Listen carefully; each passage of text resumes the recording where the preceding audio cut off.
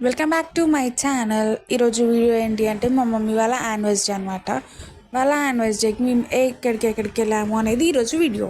మేమైతే Bhadrakali temple and ఇంకొక temple అనుకున్నాము. ఇంకొక టెంపుల్ వీడియో నెక్స్ట్ వీడియోస్లో పెడతాను. ఈ వీడియో అయితే కంప్లీట్ భద్రకాళి టెంపుల్లో మేము ఏమేమి చేసాము అనేది ఈరోజు వీడియో. ఇక లోపలికైతే వెళ్ళిపోదాం పదండి.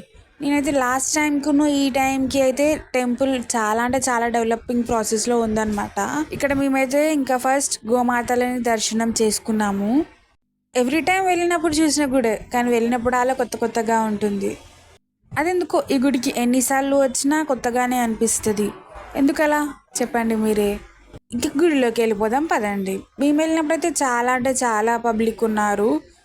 దర్శనం అవుతుందా కాదా అనుకున్నాము, కానీ సక్సెస్ఫుల్గా దర్శనం అయితే చేసేసుకున్నాము.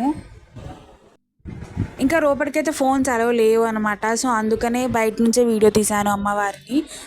ఇక దర్శనం చేసేసుకున్నాక మా మమ్మీకి శారీస్ చూడగానే కొనుక్కుంటా అని చెప్పింది. సో శారీ అయితే తీసుకున్నాము మా మమ్మీ కోసం కూడా.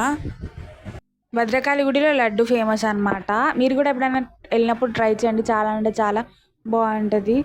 ఇక నెక్స్ట్ ఏ టెంపుల్కి వెళ్ళాను అనేది నెక్స్ట్ వీడియోలో చెప్తాను.